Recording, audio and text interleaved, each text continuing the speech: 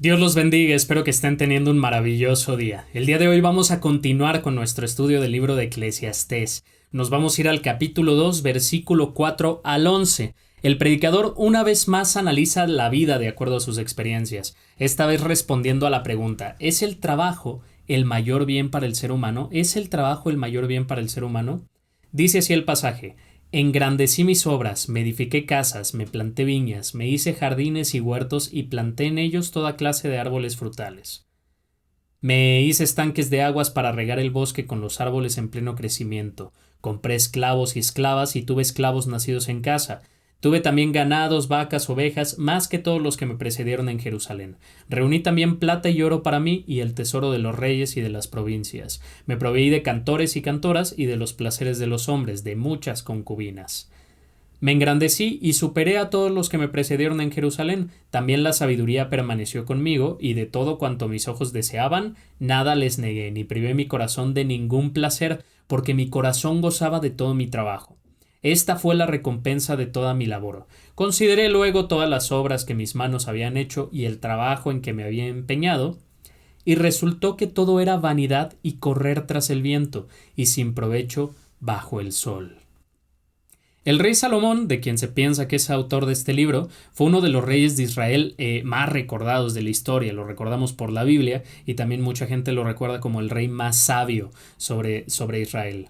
Fue el rey que se encargó de construir casas, ciudades, jardines y el mismísimo templo antiguo de Jerusalén, una de las construcciones más ambiciosas de la historia. El rey enfrascó su vida en sus proyectos, en llenarse de posesiones materiales y disfrutar de los placeres de la vida. Y una vez terminó todo eso, reflexionó al respecto y se vio a sí mismo infeliz e insatisfecho.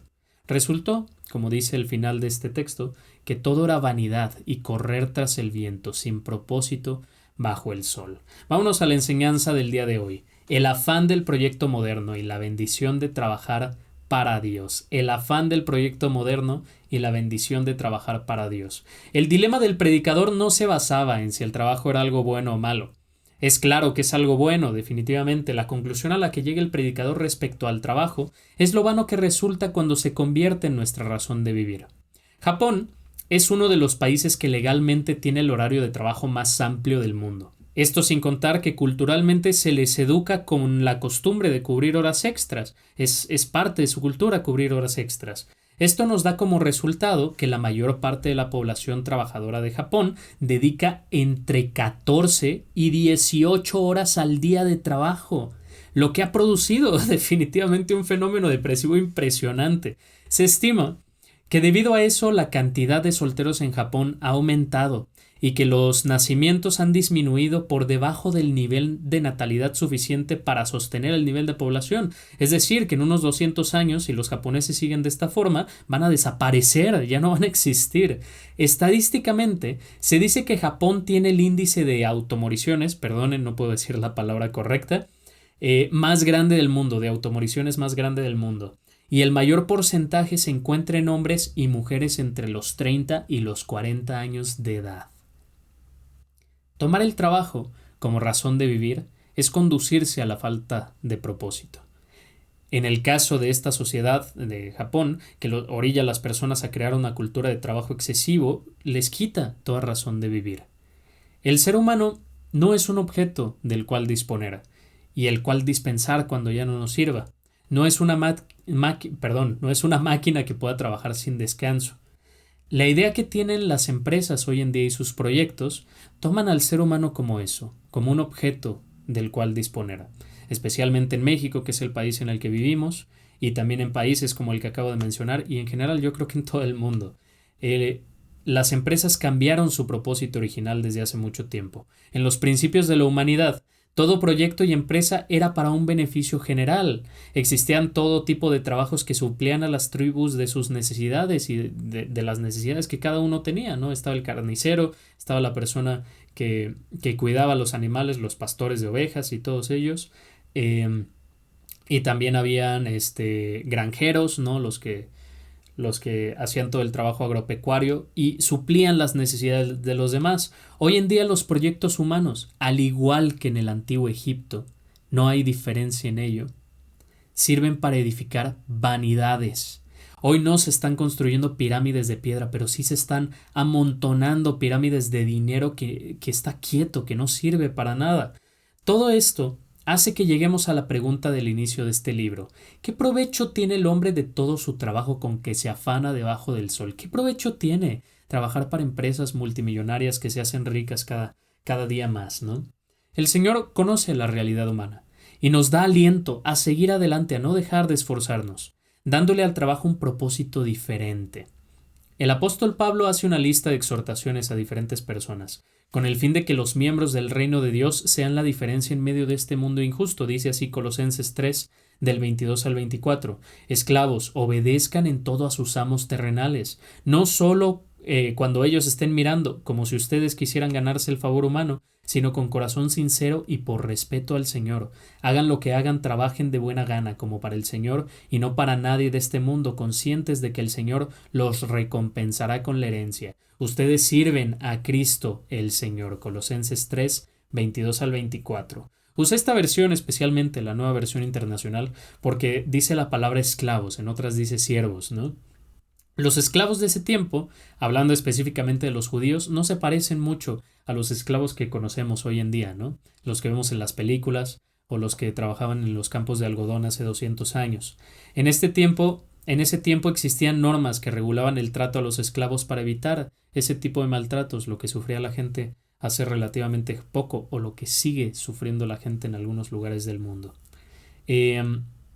En la cultura judía, un esclavo era un trabajador comprado que perteneció a una familia o un amo durante 7 años. Después de estos 7 años de trabajo, el esclavo era libre de decidir hacer lo que quiera, ser libre o quedarse en la casa de sus amos una vez más. La mayoría se quedaban con los amos, ¿no? Porque irse de casa de sus amos significaba perder la seguridad que el amo les proveía. De cualquier forma, y tomando en cuenta el mundo violento en el que vivían, no estaban exentos de abusos. Y más aún, estamos hablando de un pasaje en donde Pablo le está hablando a los esclavos de su iglesia, porque le está hablando directamente a los miembros de su iglesia que son esclavos, en Roma. Y en Roma la situación con los esclavos era otra cosa diferente. Ahí sí se parecía bastante a lo que ocurría hace 200 años, ¿no?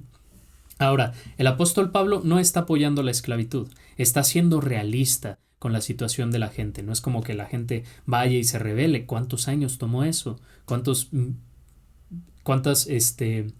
se llaman? ¿Cuántos siglos tomó quitar la esclavitud como algo normal? El apóstol Pablo enseña a los esclavos a no hacer las cosas para llenarle el ojo a sus amos, sino trabajar para Dios. En nuestro contexto, el paralelo serían los empleados, ¿no? Nosotros ya tenemos derechos humanos, pero seguimos en calidad de siervos, seguimos sirviendo a un proveedor de trabajo. Vivir como parte del reino de Dios es vivir como una persona que sirve primero a Dios para después suplir las necesidades ajenas, no admitiendo la autoridad humana o la altura humana, sino respetándola por honor a Cristo, no haciendo acepción de personas. El apóstol Santiago habla de esto en su libro, ¿no? Haciendo acepción de personas. Acepción no significa excepción, acepción significa como ver como mayores a los demás, mayores a los otros. El Señor nos exhorta a eso. Todos tenemos trabajo y el que sirve al Señor tiene la tarea de ser un empleado ejemplo. Eso no significa aceptar los abusos de otras personas.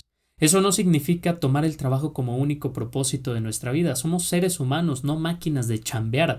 Volvernos eso nos quita propósito y nos acaba en salud mental, emocional, física y espiritual. Nos termina con nosotros. Esto es lo que le dice a los esclavos, ¿no? A los trabajadores en este caso.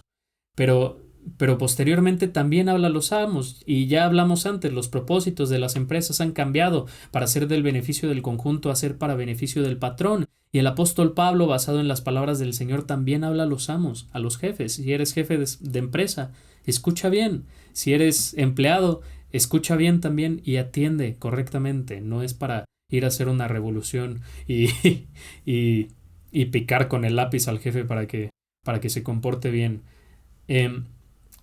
A los amos también da responsabilidad como parte del reino de Dios. El comentarista Barclay dice referente a estos textos: la ética cristiana se basa en la obligación mutua, no es una ética en la que todos los deberes recaen sobre el mismo lado.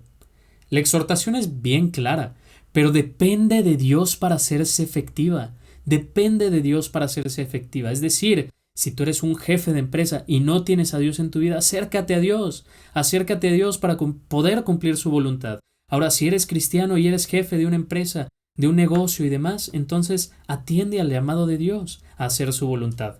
Todos tenemos un término de justicia, hermanos. Todos. Hoy en día, lo justo es de acuerdo a lo que nuestra sociedad imparte, ¿no? De acuerdo a lo que la ley imparte. Hoy en día lo justo, de acuerdo al trabajo, es el salario mínimo, las prestaciones de ley y el buen trato. Es lo mínimo indispensable para cumplir con la ley. Contrario al reino de Dios, en el que la segunda ley por debajo de amar a Dios es amar al prójimo ¿como a quién? Como a ti mismo. Como a ti mismo. Amar es cubrir necesidades. Y si el patrón quiere servir a Dios, debe saber cubrir las necesidades de sus empleados. Se trata de dejar de ser indiferentes. Como dice el dicho, ponerse la camiseta, ¿no? Pero no de la empresa. Esa ya la tienes puesta, jefe de empresa, sino de la gente y girar la rueda junto con ellos, ver las necesidades de los demás. Eso no significa darles dinero, claro, igual y vas a tener que gastar dinero en eso, pero la gente tiene muchas necesidades en general. Y uno como proveedor de trabajo puede ayudar a cumplir esa parte. El predicador llegó a la conclusión de que el resultado del trabajo solo es humo que tratamos de agarrar con nuestras manos. Seamos jefes o seamos empleados, es humo que tratamos de alcanzar con nuestras manos. Como dijimos antes, ¿no? Trabajar todo el día para ganar dinero que nos gastamos, luego despertarnos para ir a trabajar y luego volver a la casa, termina siendo fastidioso, ¿no? Afanoso. En Grecia, por ejemplo, hay un filósofo cuya vida se basaba en este pensamiento, Diógenes, un hombre que se negó a la vida materialista y entregó su naturaleza a la autosuficiencia. Según él, podía vivir como un perro, tomar lo que quiera, tirarse en el sol todo el día, ¿no? Y vivir de la naturaleza. Alguna vez el César fue a visitarlo para honrarlo y lo elogió por su sabiduría, y le dijo: pídeme lo que quieras. Él le dijo: quítate, me estás tapando el sol. Hay quienes se apoyan de la vida estoica, para argumentar que el trabajo es malo. Incluso hay quienes usan la Biblia para reforzar esa idea. Dice así el texto, Génesis 3 del 17c al 19. Maldita será la tierra por tu causa. Es cuando Dios saca a Adán y Eva del jardín del Edén y les dice: maldita será la tierra por tu causa. Con dolor comerás de ella todos los días de tu vida. Espinos y cardos te producirá y comerás plantas del campo. Con el sudor de tu rostro comerás al pan hasta que vuelvas a la tierra, porque de ella fuiste tomado, pues polvo eres y al polvo volverás. Pero quien argumenta esto, quien toma esto como un argumento, se olvida de un pasaje anterior. Génesis 2:15 dice así: tomó pues a Jehová al hombre y lo puso en el huerto del Edén para que lo labrara y lo guardase. Es decir, Dios hizo al ser humano para que se quedara como Diógenes, como un perro tirado en el piso. Definitivamente no.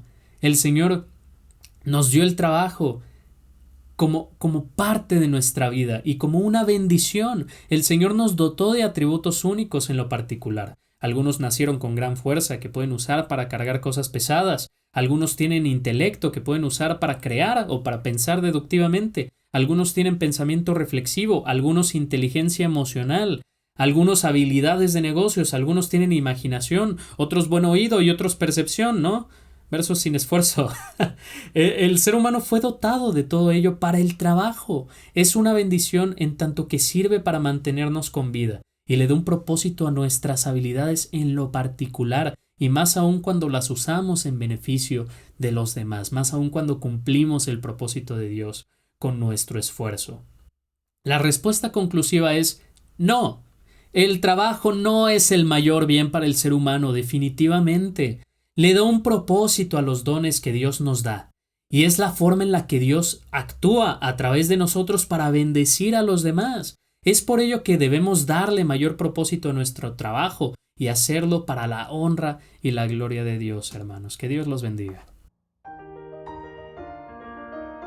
Te invito a que me regales un like y una suscripción, eso me ayudaría a seguir haciendo contenido de este tipo. Y recuerda estar atento a mis redes sociales, en donde te avisaré cada vez que subo un video nuevo. Mi nombre es Daniel, alias El Foráneo. Nos vemos luego. Que Dios te bendiga.